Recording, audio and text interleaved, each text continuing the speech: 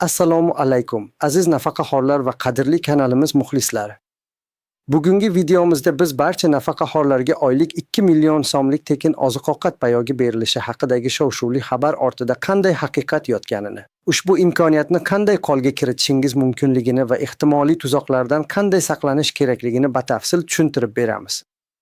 Bunday hayotiy muhim ma'lumotni o'tkazib yubormaslik uchun videoni oxirigacha diqqat bilan tomosha qiling. Chunki har bir so'z, har bir tavsiya sizning moddiy ahvolingizni yaxshilashda muhim ahamiyatga ega bo'lishi mumkin. Ko'pchilikning orziqib kutgan savollariga javob topamiz, va'dalar ortidagi haqiqatni yuzaga chiqaramiz va eng asosiysi, sizning haqqingiz bo'lgan imkoniyatlardan foydalanish yo'llarini ko'rsatamiz. Aziz onaxonlar va otaxonlar, sizlar bu yurtning buguniga poydevor qo'ygan, o'z umringizni mehnatda, fidoyilikda o'tkazgan insonlarsiz. Sizlar mustaqillik tongini ko'rgan, o'z qo'llaringiz bilan dehqonchilik qilib, qurilishlarda ter to'kib, zavod va fabrikalarda ishlab, o'qituvchilik qilib, shifokorlik qilib, mamlakatimiz rivojiga ulkan hissa qo'shgansiz. Sizlar ogir-ogir yillarda farzandlar tarbiyaladingiz, ularni o'qitdingiz, uyli-joyli qildingiz. Sizlarning xotirangizda Sovet ittifoqi davrida ham, mustaqillikning dastlabki yillarida ham qanday ogir sinovlar bo'lgani, qanday qilib bir burda non topish uchun kecha-kunduz kurashganingiz yashaydi. Sizlarning har biringizning o'ziga xos qahramonona hayot yo'lingiz bor.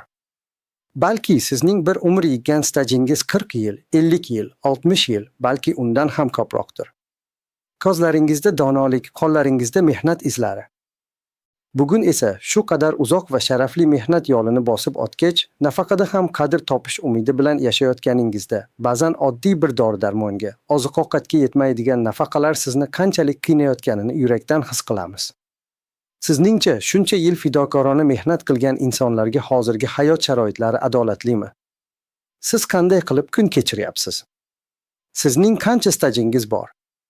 Iltimos, o'z fikrlaringizni, hayotiy tajribalaringizni izohlarda yozib qoldiring. Biz buni albatta o'qiymiz va e'tiborga olamiz. Bu biz uchun juda muhim. Kanalimizga hali obuna bo'lmagan bo'lsangiz, hoziroq obuna bo'lish tugmasini bosing va qo'ng'iroqcha belgisini faollashtiring. Zero, nafaqa qonunchiligidagi har qanday o'zgarish, yangilik sizga tegishli bo'lgan imtiyoz va huquqlar haqidagi eng so'nggi va ishonchli ma'lumotlarni faqat bizning kanalimizdan topasiz. Kelajakdagi muhim qonuniy o'zgarishlarni o'tkazib yubormaslik, huquqlaringizni to'liq bilish va ulardan to'g'ri foydalanish uchun biz bilan birga bo'ling. Bu sizning huquqiy savodxonligingizni oshirishdagi va o'zingizni himoya qilishdagi eng muhim qadamdir. Biz nafaqaxo'rlarning huquqlarini himoya qilishni o'zimizning asosiy vazifamiz deb bilamiz. Keling, avval vaziyatga biroz tarixiy nuqtai nazardan qaraylik. Ilgari nafaqa tizimi butunlay boshqacha prinsip asosida ishlagan. Ko'pchilik uchun nafaqa, garchi moddiy tomondan unchalik yuqori bo'lmasa-da, baribir qandaydir bir ijtimoiy kafolat, davlat tomonidan ko'rsatiladigan minnatdorchilik belgisi edi. Odamlar o'zlarining yillar davomida qilgan mehnatlari evaziga munosib dam olishni kutishardi. Sovet davrida, masalan, narxlar barqarorligi nisbatan yuqori bo'lgan, ba'zi mahsulotlar hatto arzon bo'lgan davrlar ham bo'lgan. Naqshli dasturxonlar kamtarona bo'lsa-da, har bir oilada bo'lgan. Oziq-ovqat mahsulotlari yetishmovchilik bo'lsa ham, narxlar keskin o'zgarib turmas edi. Nafaqa puli oddiy kundalik ehtiyojlarni qoplashga yetardi. O'sha paytda yashagan insonlar o'zlarining davlatga sadoqatli xizmatlari evaziga nafaqada ham xotirjam yashashlariga ishonishgan. Biroq vaqt o'tishi bilan iqtisodiyotdagi o'zgarishlar, bozor iqtisodiyotiga o'tish, erkin narx belgilash mexanizmlarining joriy etilishi, inflyatsiya, narx-navoning keskin oshishi nafaqaxo'rlarning hayotini ancha murakkablashtirdi. Mustaqillikning dastlabki yillarida ham, keyinchalik ham nafaqa miqdorining inflyatsiya sur'atlariga mos kelmasligi ko'plab keksa yoshdagilarning moddiy ahvolini og'irlashtirdi. Bugun biz shunday davrda yashayapmizki, kun sayin narxlar ko'tarilmoqda. Oziq-ovqat mahsulotlari, dori-darmonlar, kommunal to'lovlar tobora qimmatlashmoqda. Oddiy bir non, 1 litr yo'q, 1 kilogramm go'shtning narxi har kuni o'zgarmoqda. Bozordagi narx-navo nafaqalar oshishidan ancha tezlab ketmoqda. Ko'pgina nafaqaxo'rlar o'z nafaqa pullari bilan oy oxiriga yetkazishga qiynalmoqda. Ba'zilar hatto bolalariga yoki yaqinlariga qaram bo'lib qolishga majbur bo'lib qolmoqda. Ba'zan shifoxonada davolanish, operatsiya o'tkazish yoki surunkali kasalliklarni dori vositalari bilan davolash uchun ham nafaqa yetmaydi. Bu esa insonning qadr-qimmatiga ta'sir qiluvchi, ruhiy zoriqishga sabab bo'luvchi achchiq haqiqatdir. Nafaqaxo'rlarimiz orasida hali ham ishlashga majbur bo'layotganlar, bozorlarda mayda-chuyda savdo bilan shug'ullanayotganlar, farzandlarining bo'yniga yuk bo'lishni istamay, oz kunini ozi ko'rishga intilayotganlar qanchadan qancha. Bu ularning yoshiga va salomatligiga to'g'ri kelmaydigan og'ir yukdir. Bunday vaziyatda har qanday qo'shimcha yordam, har qanday imtiyoz haqidagi xabar nafaqaxo'rlar orasida katta qiziqish uyg'otadi. Ular har bir yangilikka umid bilan qaraydilar, chunki bu ularning hayotini yengillashtirishi mumkin bo'lgan yagona yo'ldek tuyuladi. Ular internetda, ijtimoiy tarmoqlarda, teleko'rsatuvlarda berilayotgan har bir ma'lumotni diqqat bilan kuzatadilar, balki bizga ham tegishli bo'lar degan umid bilan yashaydilar. Ammo har bir bunday xabar ortida qanday haqiqat yotishini tushunish va yolg'on ma'lumotlardan ehtiyot bo'lish juda muhimdir.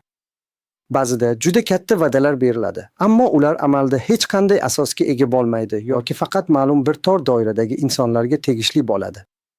Bizning vazifamiz esa ana shunday ma'lumotlar dengizida sizga to'g'ri yo'lni ko'rsatish va sizni chalg'itadigan, umidlaringizni sondiradigan yolg'onlardan himoya qilishdir. Ayniqsa internet va ijtimoiy tarmoqlar kengaygan bugungi kunda turli mishmishlar va noto'g'ri xabarlar juda tez tarqalib ketishi mumkin. Bir kishi biror eshitgan xabarini yozsa, minglab odamlar uni haqiqat deb qabul qilib tarqatishni boshlaydi. Bu esa keraksiz umidlarga, so'ngra tushkunlikka olib keladi. Shu sababli bizning kanalimiz malakali huquqshunoslar tomonidan tasdiqlangan va asosli ma'lumotlarni sizga yetkazib berishga intiladi. Bu esa sizning vaqtingizni tejaydi, asablaringizni asraydi va eng asosiysi, sizni haqqingiz bo'lmagan narsalar ortidan yugurishdan saqlaydi. Shuningdek, firibgarlar tuzog'iga tushib qolishingizning oldini oladi. Endi esa bugungi videomizning asosiy mavzusiga yaqinlashaylik. 2 million so'mlik tekin oziq-ovqat payog'i haqidagi xabar kimlarga tegishli bo'lishi mumkin? Kimlar xavf ostida va kimlarga esa nafaqa ko'tarilishi mumkin? Umuman olganda, nafaqaxo'rlar orasida eng ko'p ehtiyojmand qatlamlar mavjud. Bularga birinchidan yolg'iz yashaydigan keksa yoshdagilar kiradi. Ular nafaqadan tashqari hech qanday qo'shimcha daromadga ega bo'lmaydilar. Qarindoshlari ham yordam bera olmaydigan holatlar uchraydi va ular kundalik ehtiyojlarini qondirishda juda katta qiyinchiliklarga duch kelishadi.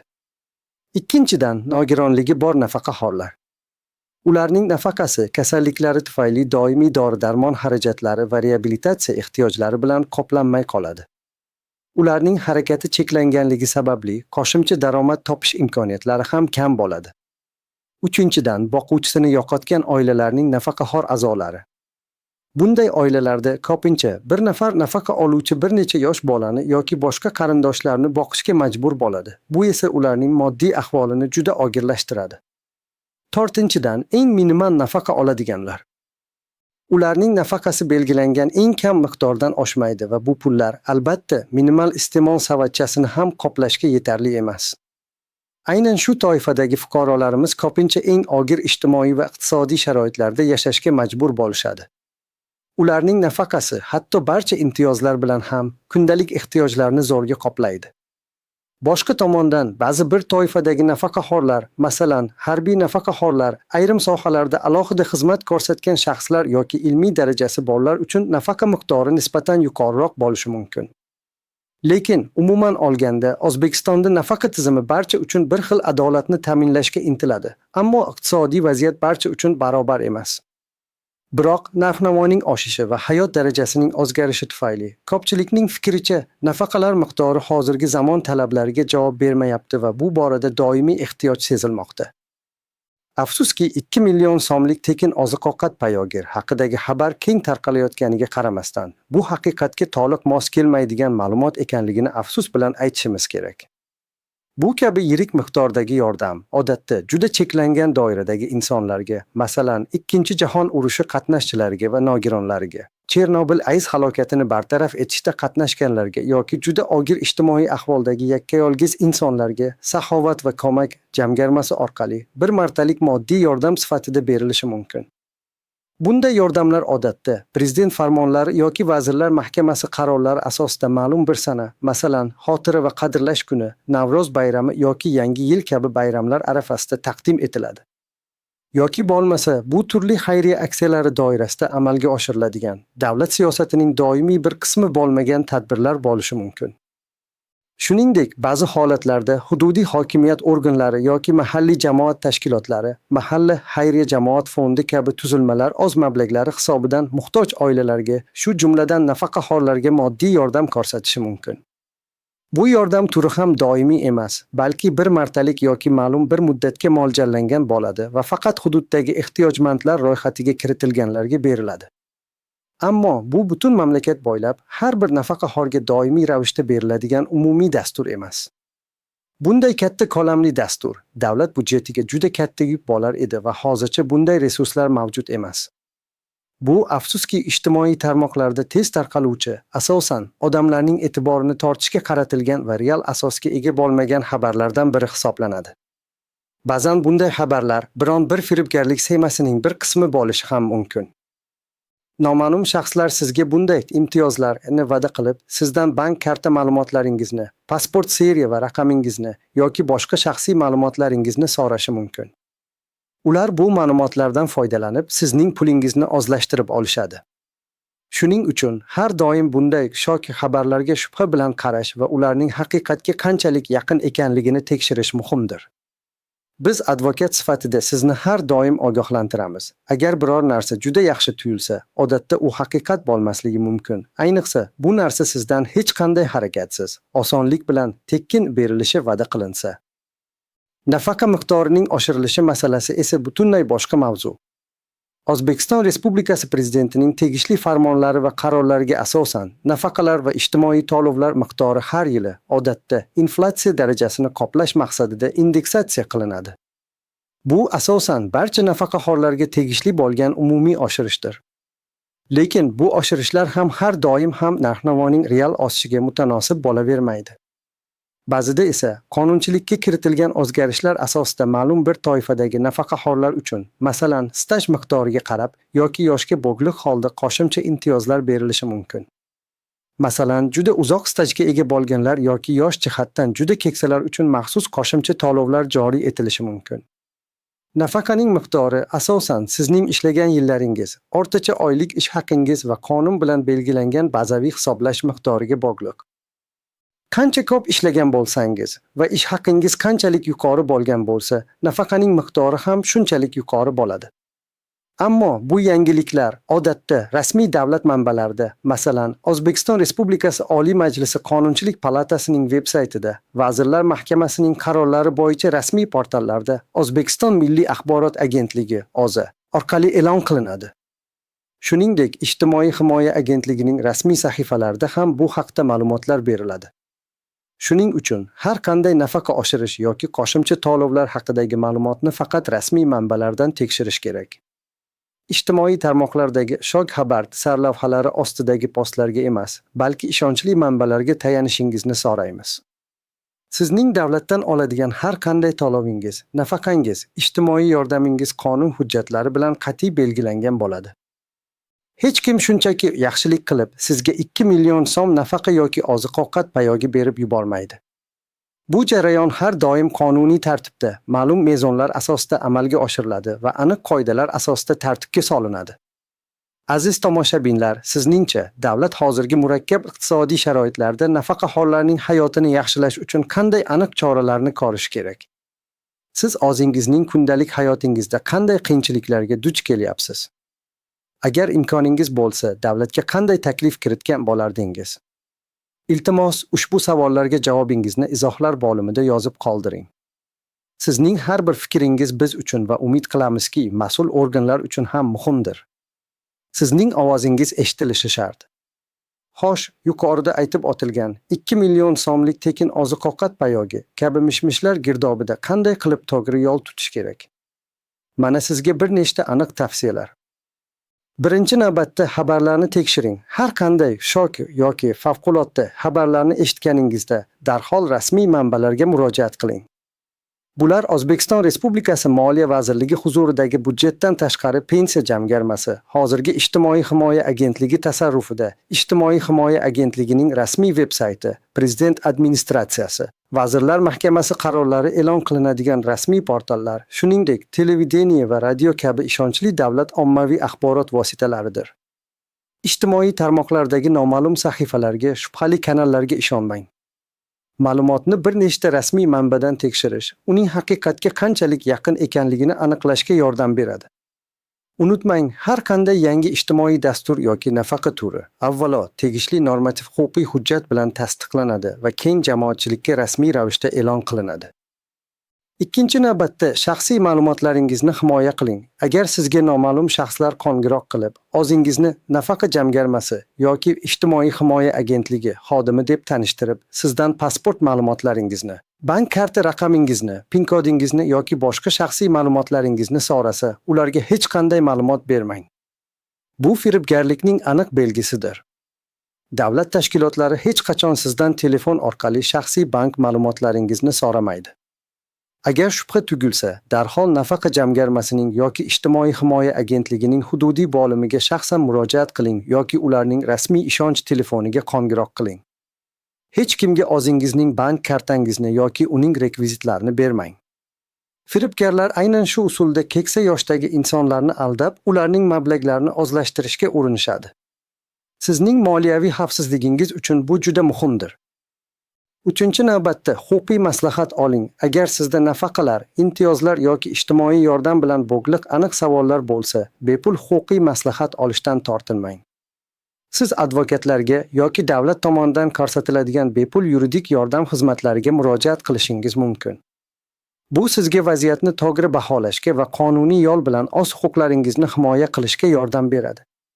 Unutmang, har bir fuqaroning qonuniy huquqlari mavjud va ulardan foydalanish uchun malakali yordam olishga haqlisiz. Bizning kanalimiz ham shu maqsadda ishlaydi.